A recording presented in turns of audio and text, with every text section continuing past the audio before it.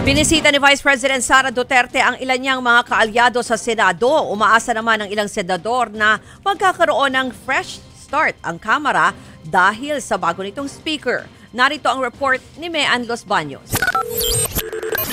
Pasado 1:30 ng hapon, biglang lumitaw sa Senado si Vice President Sara Duterte. Sinulubong siya ni Senador Bongo at sinamahan paakyat sa opisina ni Senador Rodante Marcoleta dahil may meeting daw sila.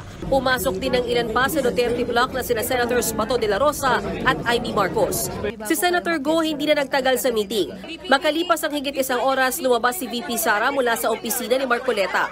Sunod siyang nagpunta sa opisina ni Senator Amy Marcos. Pero mailap sa interview ang bise.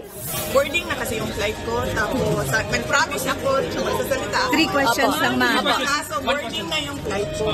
So, babalik naman ako bukas. May puntahan lang ako sa Sultan Kudarat. Kahit tungkol sa pagbabago ng liderato sa Kamara, tikom ang bise. Question lang doon sa change in leadership. Yung change in leadership lang ba sa House? ng vice.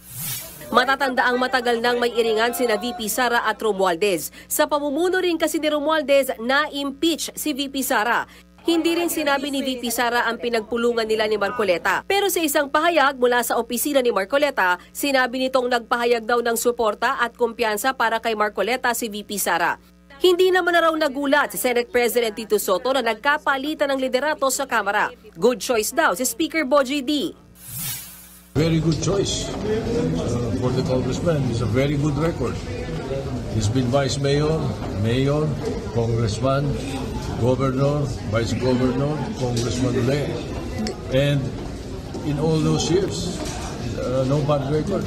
You think he'll be a capable leader of the House, SP? Yes. Really? I'm sure he's capable and it'll be good for the House. He was my party mate. He's originally NPC. Kailangan reboot. Sad to say, ngayon lang yata na sa history, both houses nagpatuhan na nagkasiraan. So, naka-apekto sa both houses. So, at least ngayon parehong change in leadership and fresh start for both.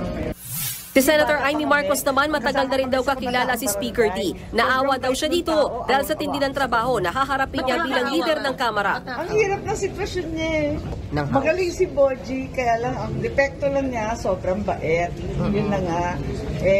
Marami talagang magpapalusot, maraming magdidemand. Ako, apakahirap ng sitwasyon niya. Arguably the worst job in the world.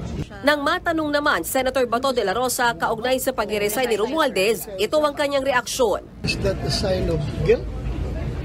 Bakit siya nag-resign? Ha? Sign of guilt ba?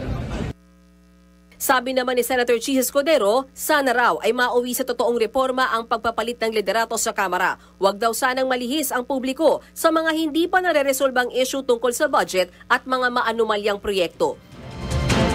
Mga kapatid, ako po si Ruth Cabal. Dito tayo sa Totoo, dito tayo sa True FM. Mag-follow at mag-subscribe din po kayo sa aming social media accounts at True Network PH. Diyan po yan sa aming X na dating Twitter, sa FB, sa Instagram, sa YouTube, sa TikTok at sa mga podcast. At syempre, tutok din po kayo sa Signal True TV Channel 19.